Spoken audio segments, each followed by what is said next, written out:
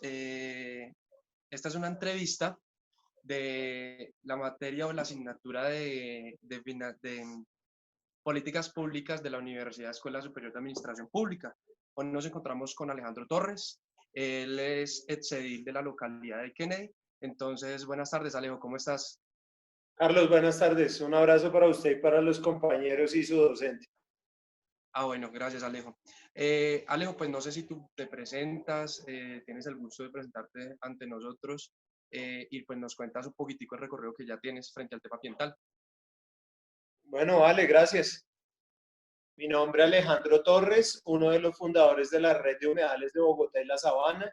Trabajo hace 26 años con el ecosistema Humedal El Burro, el nodo Tintal Humedal El Burro.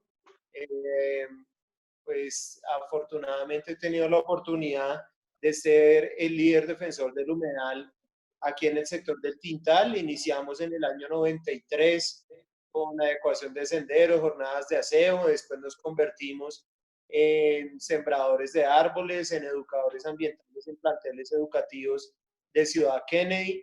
En el año 2002 fundé el taller de lectura, naturaleza y color en Bibliored, Biblioteca Pública El Tintal, donde ya cumplimos 18 años generando el taller Lectura, Naturaleza y Color como un escenario de promoción de lectura.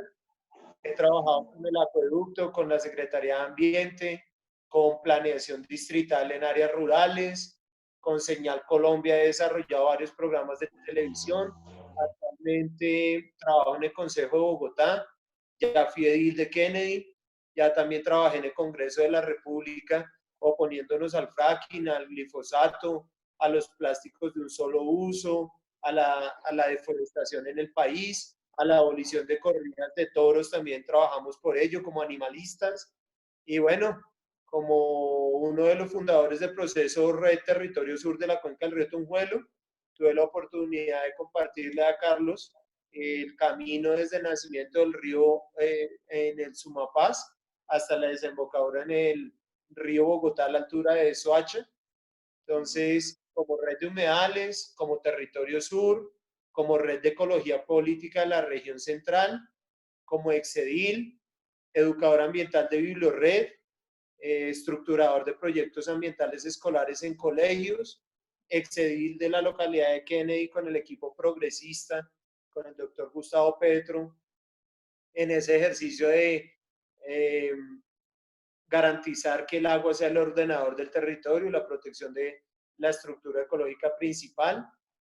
Dentro de los procesos que hemos generado, soy uno de los coautores de la primer política pública del país, como es la política de humedales del Distrito Capital. Después aporté a la política de juventudes, a la política de ruralidad y a la implementación del plan de gestión para desarrollo rural, así como los avances de reglamentación de las UPRs, tanto en Sumapaz como Usme, Ciudad Bolívar, todo el tema cerros y la vereda de Chorrillos en Suba. Actualmente asesor para temas ambientales del Consejo de Bogotá. Estoy trabajando en el equipo UAN, antes estaba en la UTL del representante Juan Carlos Lozada, en la Cámara, y actualmente trabajo con María Victoria Vargas, la mujer mejor calificada del Consejo de Bogotá. Con ella pues estoy a cargo de temas ambientales al interior del plan de desarrollo y pues alistando motores, calentando motores para el ejercicio del plan de ordenamiento territorial. Bueno, muchísimas gracias por ese preámbulo en esta entrevista de parte tuya. También cabe aclarar que, digamos, Alejandro en este momento está siendo entrevistado por nosotros, debido a que nosotros consideramos que es una de las personas con más enfoque en el tema ambiental y de una manera apropiada está hablando precisamente de todo ello frente al tema de la política pública de humedales, como él lo estaba diciendo, y también desde una experiencia personal. He trabajado con él, o él más bien me ha capacitado a mí frente a este tema. Entonces, Alejandro, frente a este tema de las políticas públicas, entonces te quiero comenzar a decir una serie de preguntas y tú conforme a lo que ya estás hablando, entonces si gustas nos puedes responder. Alejandro, la primera pregunta entonces sería, ¿qué acciones se pueden realizar para mejorar la valoración y el cuidado de los humedales desde las prácticas culturales de la comunidad? Bueno, primero que todo es necesario rememorar cómo se dio la construcción de la política de humedales de Bogotá. Realmente la empresa de acueducto alcantarillado venía haciendo unas obras de endurecimiento, justificando miles de millones de pesos, una deuda que adquirimos con el Banco Interamericano de Desarrollo de 350.000 millones, en llenar de cemento, ladrillo, adoquín, endurecimiento de rondas y la generación de enfermedades respiratorias por cianobacterias y cianotoxinas, en el caso del humedal Tibabuyes o también conocido como humedal Juan Amarillo. El acueducto veía los humedales como un ecosistema para intervenirlos de forma desaforada bajo una cuadrícula de ingeniería civil en la que veía los humedales era como una pileta, así como el humedal Santa María del Lago es un pequeño parque Simón Bolívar con plazoletas, cemento, ladrillo, adoquín, el humedal que lo convirtieron en una matera, tratando de separar aguas residuales de aguas servidas por un andén y su ronda con unos terraplenes en adoquín que lo que generaba era el ahogamiento de los curíes. Antes de que existiera el DAMA, nosotros como comunidades ya veníamos trabajando en defensa de los humedales. Y entonces fuimos testigos de primera mano cómo el acueducto de Bogotá y en la primera administración de Enrique Peñalosa se convirtieron en unas zonas para justificar inversiones y acuerdos entre CEMES, Holcim, Fundación San Antonio, Ladrillera de Santa Fe, la Alcaldía Mayor y la Secretaría de Ambiente. Entonces, nos dimos cuenta cómo estaban interviniendo los humedales, nos opusimos, empezamos a interponer acciones populares, acciones de grupo, acciones de tutela, participar en mesas, oficiar mediante derechos de petición a las entidades de control, y entonces se le frenaron y suspendieron muchas de las obras. Fue así como surge la necesidad de sentar al acueducto de Bogotá, a las comunidades y como intermediario el DAMA, la Secretaría de Ambiente, y así fue como construimos la primer política pública del país. La política de humedales del Distrito Capital fue sancionada en el año 2005, pero desde el año 2002 veníamos trabajando en ella, desde las comisiones ambientales, desde la mesa ambiental, desde el Consejo Consultivo, y logramos la primer política pública del país, una política que se diferencia a las políticas de gobierno, que es la administración que esté de turno, mientras que esta ya debe querer la intencionalidad de las comunidades que pusieron en funcionamiento la construcción participativa para llegar a un documento como la política de humedales, que habla de compensación, usos, administración, investigación, educación, líneas de compensación, de saneamiento hídrico, saneamiento básico, de saneamiento predial, y en esto entonces hoy estamos avanzando, no sin de resaltar la nefasta alcaldía anterior, nuevamente la segunda de Enrique Peñalosa, donde nuevamente contrata la construcción de unas pasarelas sobre el humedal Juan Amarillo con un peso aproximado de 24.000 toneladas de concreto en una zona de ronda que tiene que ser es para la conservación, para el bosque nativo, para bosques protectores y para educación ambiental, actividades de recreación pasiva. Pero por el contrario, lo llenaron fue de ladrillo, cemento y adoquín. Entonces, creo que desde las comunidades, usos y costumbres, ya históricamente se ha dado desde la época muisca, entender que los humedales son amortiguadores decrecientes, reguladores de ciclo hídrico, generadores de oxígeno, mitigadores de secuestradores y retenedores de polución, de polvo ambiental, así como el hábitat de fauna silvestre, mucha de ella migratoria, otras nativas y otras endémicas. Ok, pero en sí, las prácticas, o sea, ¿cuáles son las prácticas culturales de las comunidades o que pueden tener las comunidades para mejorar la valoración del cuidado frente a lo que tú estás diciendo? No, es Puede ser de que pronto... prácticas. En el caso de Suba, son sitios ancestrales. Allá tenemos el Cabildo Muisca de Suba y ellos reconocen esos escenarios de las chucuas, palabra muisca para decir humedal, como sitios sagrados. Entonces, una carga cultural. Para el caso de los humedales de Kennedy, para nosotros son aulas para la educación ambiental y para forjar nuevas ciudadanías. En el caso del humedal La Vaca, es para la proliferación de vegetación nativa, Para el caso del humedal Tibanica, es otro sitio sagrado porque ya está el Cabildo Muisca de Bosa. Para el caso del Sí. humedal Córdoba, es un escenario de encuentro ciudadano. La Junta de Acción Comunal NISA ha estado muy al tanto de proteger su cuerpo de agua y igual el humedal La Conejera es un ejemplo nacional de restauración de ecosistemas de humedal. Entonces, como se da cuenta, uno es el énfasis cultural, otro es el de educación Ajá. ambiental, otro es el social y el otro ya sería más de servicios y bienes ambientales. Ah, ok, listo.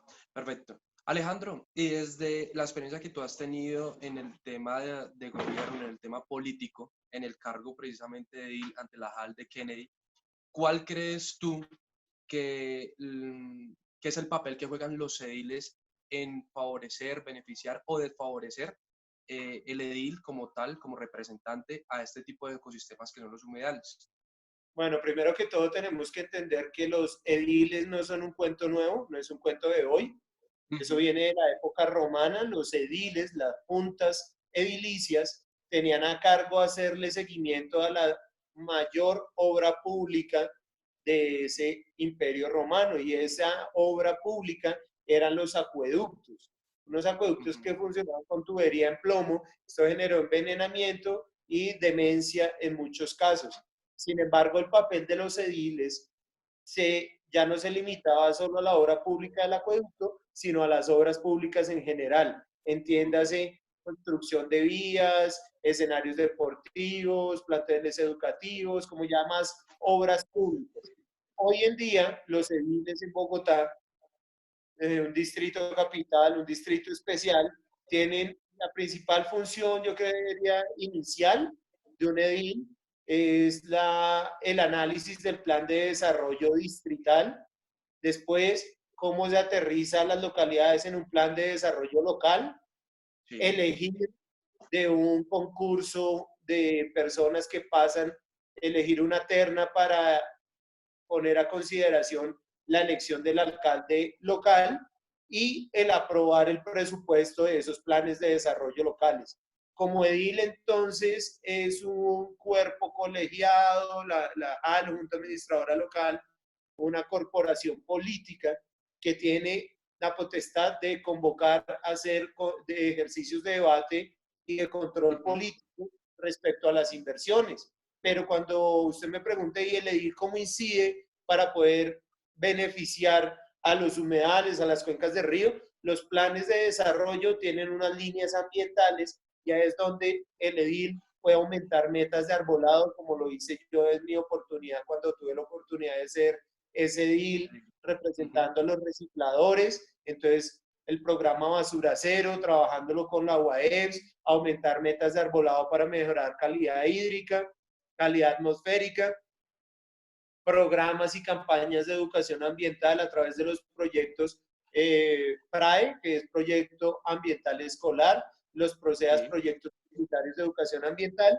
y la articulación con los PRAU, Proyectos Ambientales Universitarios, que para el caso de Kennedy contamos con la Universidad Uniagustiniana, la Sí. Uniminuto, y muchos estudiantes de la distrital, otros de la pedagógica, de la ESAP, bienestar universitario, trabajo con la Agustiniana, con la Universidad Santo Tomás, mucho ejercicio de diálogo académico con la Universidad de los Andes, con el CIDER y con la Universidad Nacional, obviamente, para la construcción del plan de manejo ambiental.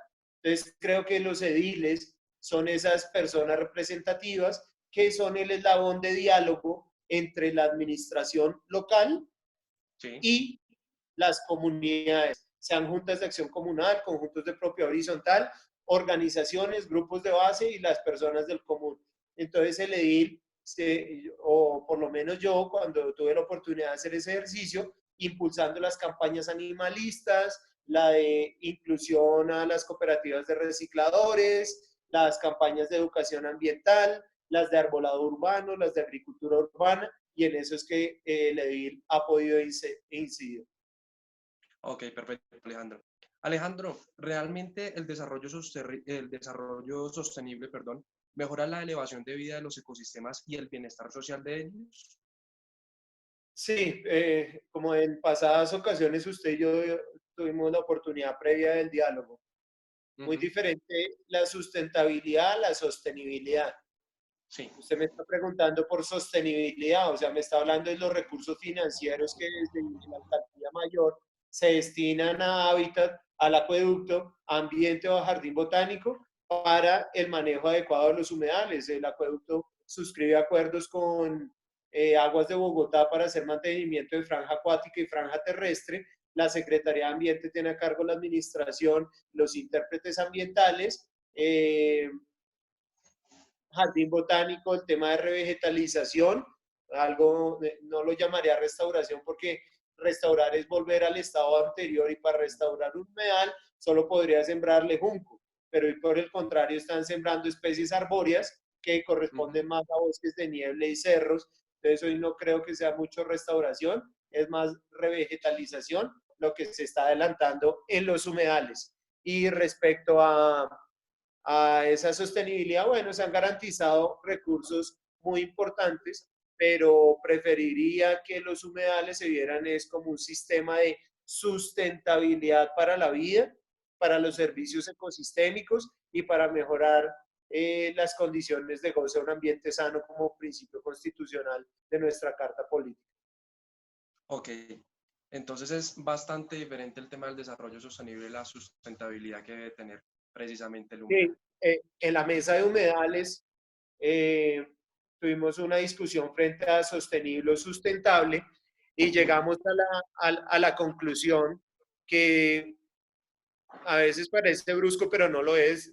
Realmente hace ujú, referencia a que al seno de una mujer, en la cultura muisca, la madre Bachú emerge de la laguna de Iguaque, va es seno, va es Dios y Chue es senos, la diosa de los senos, hace referencias a la fertilidad, a la sustentabilidad. Y poníamos ese ejemplo. El sostén es el que sostiene el seno, o sea, la sostenibilidad pero financiera, pero sí, la claro. sustentabilidad es la esencia como tal del seno, como sustento a nuevas formas de vida. El seno que da una madre a su hijo, o realmente vemos el humedal como un ecosistema de sustentabilidad, más no de sostenibilidad. Eso tendría que ver con generación de recursos, con cobrar el ingreso a un espacio público para garantizar su administración cuando realmente todos pagamos un servicio de alcantarillado y saneamiento básico. Ok, listo. Alejandro, el CITES, que es la Convención sobre el Comercio Internacional de Especies Amenazadas de Fauna y Flora Silvestre, realmente ayuda a la conservación de la fauna y la flora. Y si es así, ¿por qué se ven los ecosistemas pues tan deteriorados como lo vemos hoy en día? Yo creo que no tiene mucha incidencia. Colombia Ujú. es uno de los países con la mejor normativa ambiental, pero como lo decía Gabriel García Márquez, vivimos en dos países con la mejor legislación del mundo en un lado, pero en el Ajá. otro donde la violamos sin quebrantarla, la quebrantamos sin castigo. Colombia, antes del CITES, hace parte del Convenio de Diversidad Biológica de Río de Janeiro, también Ujú. del de Estocolmo, también del Ramsar, que es el específico de humedales, también hacemos de Tratado Kioto, y eso no se ha visto nunca reflejado en que se haya reducido, por ejemplo, en el caso de la biodiversidad del CITES que me estás preguntando, sigue el Sí, tráfico de fauna silvestre, sigue la deforestación, sigue la pérdida de biodiversidad, sigue la sexta mega extinción que se está viviendo en la era geológica de la que hoy hablamos, que es el antropoceno, y entonces no creo que a más normas se dé más cumplimiento.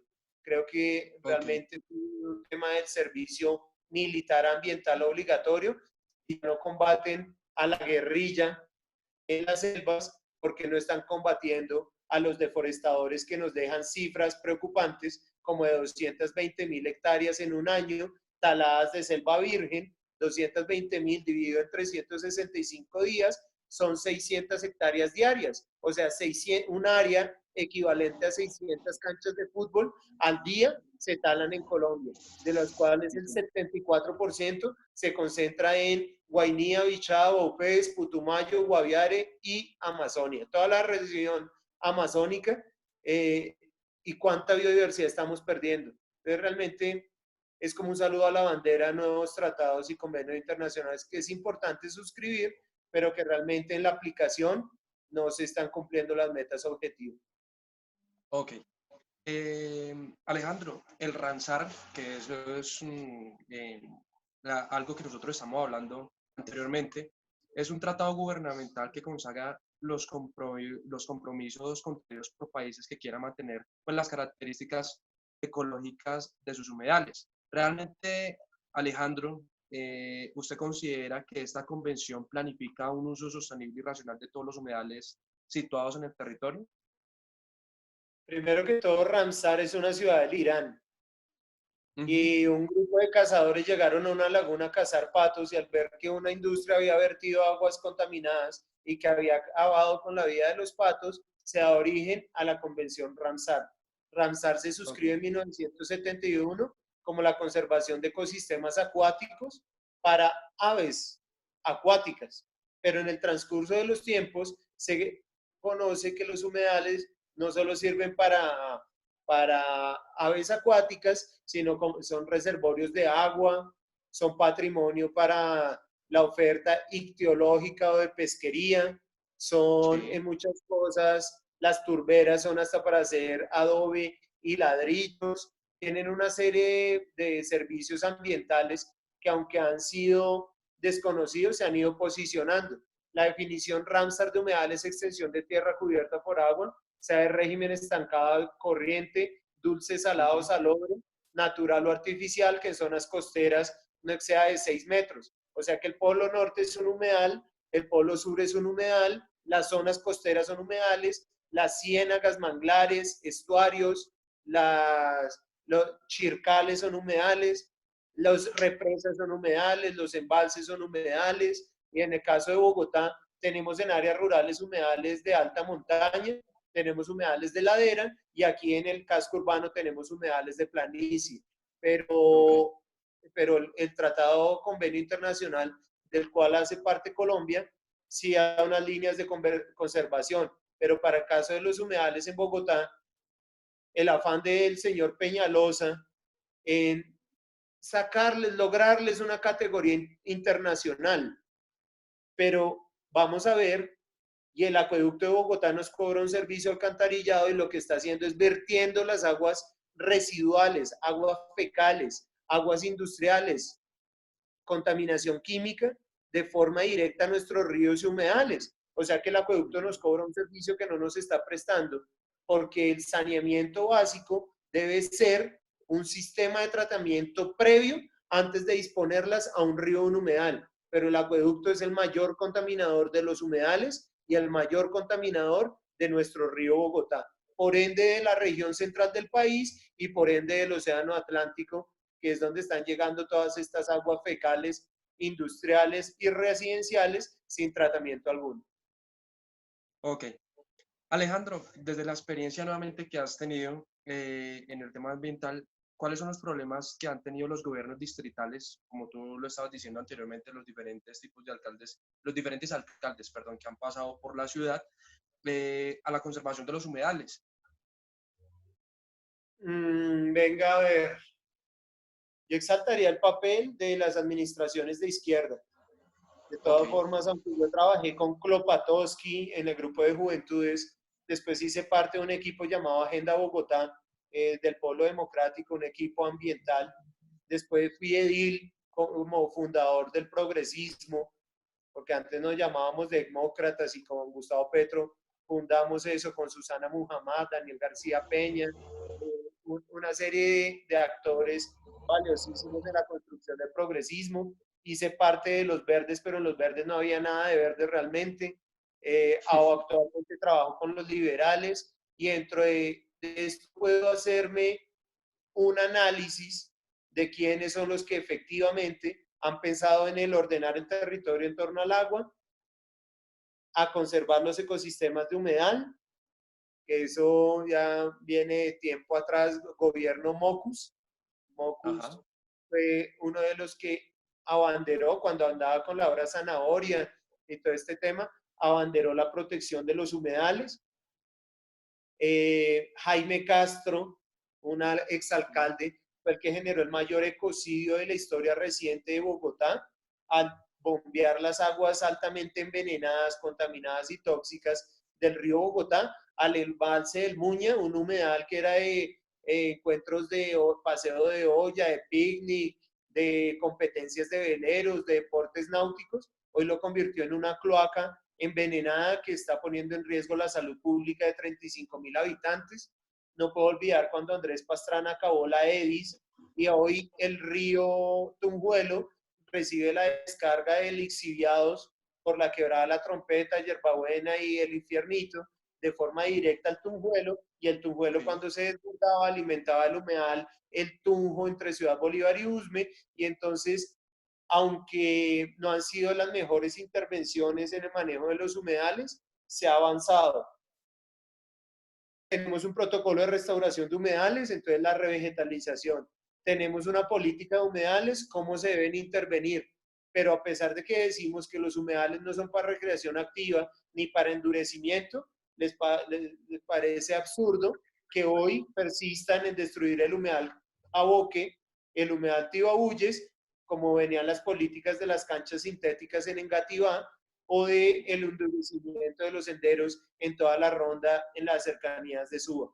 Creemos entonces que en esta nueva alcaldía de Claudia López se van a dar nuevas oportunidades de diálogo para optimizar la gestión ambiental territorial. Ok, pues Alejandro, como tal, esa era la entrevista. Es bastante importante conocer una perspectiva, digamos, de una persona que viene siendo un líder y un pionero también en temas ambientales de la ciudad como lo eres tú. Entonces, Alejandro, agradecerte por este tiempo que tú nos prestas, no solamente para nosotros en esta asignatura de políticas públicas, sino también para que otros compañeros aprendan a ver la importancia fundamental que tienen los humedales y que como Carlitos, estudiantes de la SAC, esto, sí. esto lo hago con mucho cariño porque usted fue uno de esos estudiantes que caminó con nosotros desde el nacimiento en la Laguna Chisacá, el río Tunjuelo, 73 kilómetros durante 4 días con más de 300 jóvenes a los que les hemos sembrado este duendecillo en el que los problemas de una ciudad no se conocen con la cabeza, sino con los pies. Caminar los territorios, desactivar esa memoria, es conocer de primera mano. Y bueno, Carlos, sabe que tuvimos problemas técnicos, esta entrevista la hicimos como la tercera o cuarta vez, pero creo que en esta oportunidad ya lo logramos. Entonces, un saludo para su docente, para su cuerpo de trabajo, su equipo de trabajo, para su estudio, echar para adelante y bueno, siempre cuentan con este ambiental en el territorio Kennedy dispuesto a sumar. Hoy desde el Consejo de Bogotá, discutiendo plan de desarrollo y fundamental viene la discusión del plan de ordenamiento territorial que el esqueleto soporte es la estructura económica principal, es esa conexión del páramo con el cerro a través de los ríos hacia los humedales y a la cuenca mayor del río Bogotá. Realmente es la estructura sobre la cual se monta el ordenamiento y debemos estar muy atentos a oponernos a urbanizaciones que quieren hacer en zonas de riesgo de inundación, como es en el caso de Bosa, donde se une el río Bogotá y el río Tunjuelo, son suelos de licuefacción de alta inestabilidad, o el caso de Lagos de Torca, donde quieren meter 60.000 viviendas en una zona de riesgo de inundación de las antiguas canteras y mineras, lo que siempre se inundaba el barrio San Benito, o los riesgos de construir lagos de Torca en el norte de Bogotá, en el post-norte, sobre zonas de valle aluvial del río Bogotá, en cercanías a esas crecientes súbitas. Entonces estamos esperando que sea muy bien estudiado ese plan parcial de lagos de Torca. Una invitación a que solo se defiende lo que se ama y solo se ama lo que se conoce. Esta serie de actividades, ahorita que estamos en pandemia, pero si más adelante quieren programar un recorrido a los humedales, ahí estamos nosotros dispuestos. Listo, Alejandro. Entonces, nuevamente te agradecemos pues por tu tiempo, gracias por la invitación nuevamente y gracias por el conocimiento que también nosotros adquirimos en esta entrevista. Entonces, Alejandro, te mando un fuerte abrazo y bueno, muchísimos éxitos en la acción ambiental. Hasta luego y un saludo a la ESAP. Esté muy bien. Chao, Alejo. Vale. Bueno, adiós.